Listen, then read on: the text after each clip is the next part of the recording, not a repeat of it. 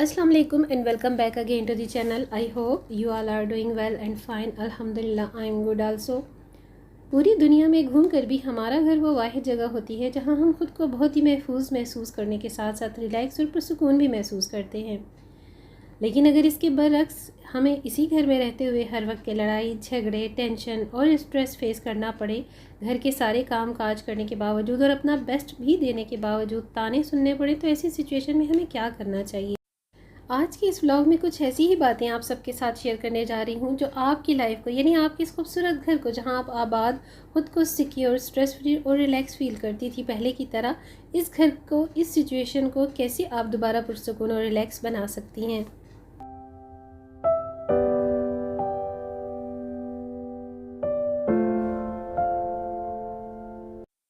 Vlog start हो रहा है लंच टाइमिंग से, और घर के दूसरे रेंडमली कामों के साथ साथ लंच टाइम से फारिग होने के बाद आज के व्लॉग को शुरू करने से पहले मैं एक बात यहाँ पर आप सबके साथ ज़रूर कहना चाहूँगी कि देखिए, मेरी या किसी के भी व्लॉग में शेयर की जाने वाली ये तमाम मोटिवेशनल बातें या टिप्स ज़रूरी नहीं कि हर किसी की लाइफ में इम्प्लीमेंट हो सके। अगर आपको लगता है कि मेरे आज के व्लॉग में से भी कोई बात या कोई पॉइंट आपको अपनी लाइफ में बेहतरी लाने के लिए सही लगे, तो प्लीज़ मेरे साथ भी इनबॉक्स में शेयर किया करें और उसे अप्लाई भी ज़रूर किया करें। अक्सर शादीशुदा और जॉइंट फैमिली सिस्टम में रहने वाली 80% ख़वातीन इन मसाइल से दो चार होती हैं, जिनका जिक्र मैं अक्सर अपने व्लॉग्स के थ्रू करती रहती हूँ और डिस्कस भी करती हूँ। कई बार हमारे घर का कोई एक मेंबर जहाँ हम रह रहे होते हैं, यानी ससुराल में, तो हमें इतना तंग किया जाता है, हमारे तमाम काम ठीक से होने के बावजूद भी हमारे कामों में कीड़े निकालना, नुक्स निकालना, हर वक्त क्रिटिसाइज़ करना, इस हद तक हमें तंग किया जाता है कि हमें हमारा जीना मुहाल लगने लगता है। अक्सर ख़वातीन तो सफाई पसंद और नफासत पसंद होती ही हैं। ऐसी ख़वातीन अपने घर को हर लिहाज से नीट एंड क्लीन रखती हैं, फिर भी उनके कामों में नुक्स निकालना और उन्हें बार बार टीज़ किया जाता है।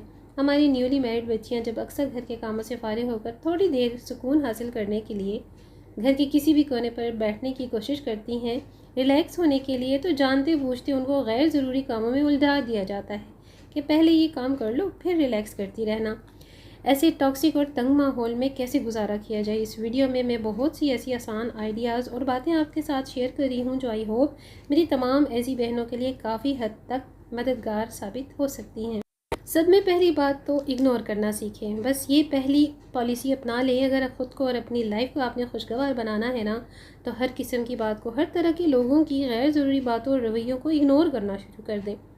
फॉर एग्ज़ाम्पल, अगर किसी ने आपको जानबूझकर फालतू के कामों में उलझाया है, तो आप स्ट्रेट फॉरवर्ड इनकार कर दें और इग्नोर करें और ख़ुद को अपने किसी काम में मसरूफ़ कर लें। मैंने पहले भी ये बात शेयर की है काफ़ी दफ़ा कि हम किसी दूसरे को बदल नहीं सकते, बस अपने आप को हम बदल सकते हैं। अपने आप में बदलाव लाना हमारे लिए आसान है, लेकिन किसी को बदलना हमारे हाथ में नहीं है और ये मुमकिन हो भी नहीं सकता।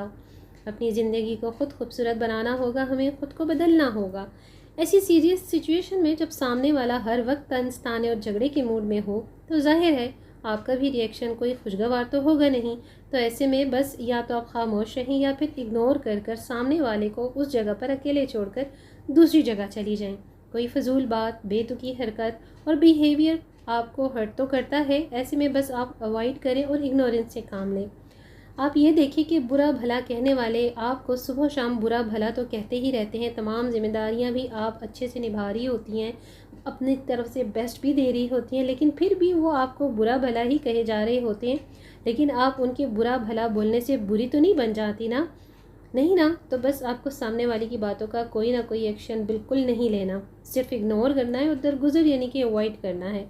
दुनिया में ये भी तो सोचें कि कितने बादशाह ऐसे गुजरे हैं, उन बादशाहों को भी किसी ने नहीं बख्शा, तो हम तो फिर आम से इंसान हैं। अक्सर जॉइंट फैमिली में रहते हुए बहुत सारी चीज़ों को सोच समझ कर चलना पड़ता है, इसलिए आप सबके एक्शन के रिएक्शन में अवॉइड और इग्नोरेंस से काम लें, सिर्फ और सिर्फ अपने पीस ऑफ माइंड के लिए और अपनी ज़िंदगी और घर में अपने सुकून के लिए।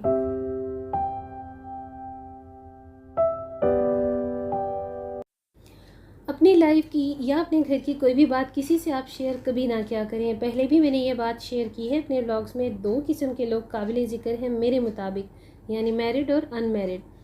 अनमैरिड लोगों की बात मैं पहले करती हूँ कि आजकल सोशल मीडिया की वजह से जो कुछ भी हो रहा है ना, चाहे वो जितना भी हो, उसको बढ़ा चढ़ा कर फॉरवर्ड करना आज के बच्चे बच्चियाँ आनन फानन घर वालों से, फैमिली से, दोस्तों और फिर सोशल मीडिया पर स्प्रेड करने में कोई भी देर नहीं लगाते।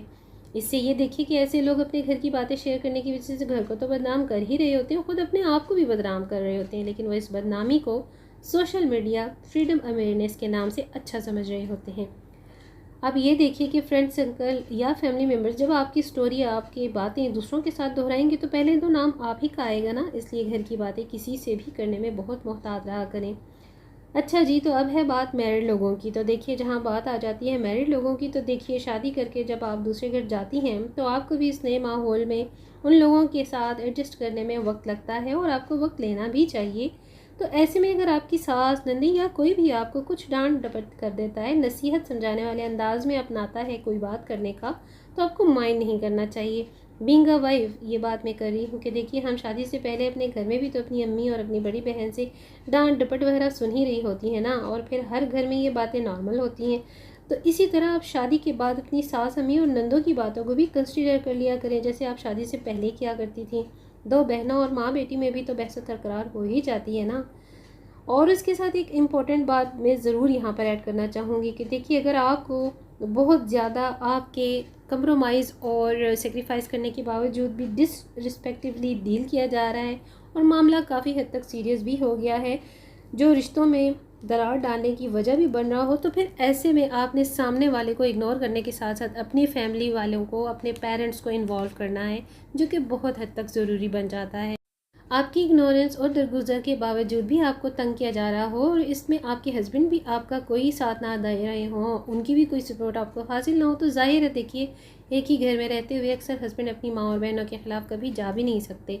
ये उनकी भी मजबूरी होती है, ये भी आपको समझना चाहिए। और मामला आपके हाथ में भी ना रहा हो तो फिर अपने घर वालों को, पेरेंट्स से आपने शेयर करना है, और अगर वो भी आपकी हेल्प नहीं करते तो फिर अपने आप के लिए आपने खुद ही स्टैंड लेना है और ख़ुद को मजबूती से अपने उसूलों पर खड़ा रखना है। बेहतर है ना कि जुल्म ज़्यादती सहने की बजाय अपने हक़ के लिए आवाज़ उठाई जाए और अपनी ज़िंदगी को आसान और खुशगवार बनाया जाए। देखिए, कम बोलना आपके हक़ में सबसे बेहतरीन टूल है। जितना आप कम बोलेंगी, जितना कम जवाब देंगी, उतना ही आपको ख़ुद के लिए अच्छा होगा। सामने वाला तो अपनी आदत से मजबूर है, आपको तंग करने से बिल्कुल भी वो बाज नहीं आएगा। सो आपको ही खामोश रहना आपके हक़ में सबसे बेहतरीन हल है। टॉक्सिक लोगों का इलाज कोई नहीं होता, ये बात याद रखिए। और आप जितना खामोश रहेंगी, सामने वाला ख़ुद ही एक हद तक बोल बोल कर थक हार जाएगा, और जाहिर है जब उनको आपकी तरफ से कोई रिप्लाई नहीं मिलेगा तो वो खामोश हो जाएगा। और अगर आप भी बहस करना शुरू कर देंगी सामने वाले के साथ, तो मुतवातर ताबड़तोड़ जुमले करता रहना सामने वाले का भी और आपका मामला जो है वो संभलेगा नहीं। और अगर आप बातचीत करना चाहती हैं, इसलिए आपकी खामोशी में आपके घर और आपकी ज़िंदगी का सुकून मकसद है, क्योंकि अगर बातचीत करने से ये तय होता है कि क्या सही है और बहस से तय होता है कि कौन सही है, क्योंकि बहस में हम खुद को ही सही साबित कर रहे होते हैं। वो इसलिए कि हम खुद को सही समझ रहे होते हैं और हम होते भी हैं सही। इसलिए बातचीत से मामला किसी हद तक संभल भी सकते हैं। बड़े बड़े मुफक्किरीन के मुताबिक बड़ी बड़ी जंगें भी बातचीत के ज़रिए हल हो सकती हैं और की जाती हैं, अगर कोई करना चाहे तो। लास्ट बट नॉट लीस्ट, देखिए, हालात और मामला चाहे कैसे भी क्यों ना हो, रिस्पेक्ट का दामन कभी भी हाथ से नहीं छूटना चाहिए। चाहे वो आपके अपने पेरेंट्स हो या आपके हस्बैंड के, अपनी सास, नंद, देवरानी, जेठानी, सभी की आपको रिस्पेक्ट करनी चाहिए। बहरहाल वो उम्र में भी आपसे बड़ी ही है ना, तो एहतरामन भी आपको उनकी रिस्पेक्ट करनी चाहिए। भले वो आपको रिप्लाई में आप जैसा ही रिस्पेक्ट देती हैं या नहीं, लेकिन आपको अपनी तरबियत और तालीम को एटलीस्ट पसे पुश्त नहीं डालना चाहिए। लड़ाई झगड़े या किसी भी बहस के दौरान या बाद में अक्सर सास, नंदे और बहू में आपस में आपकी बजाय तू और तुम पर भी तू तड़ाक शुरू हो जाती है, तो प्लीज़ आपने इस तरह के ताबड़तोड़ जुमले बिल्कुल नहीं बोलने, इनको इग्नोर करना है, क्योंकि ये आपकी ख़ुद की शख्सियत की अक्कासी करते हैं कि आप क्या, कब और कैसे किस से मुखातिब हैं।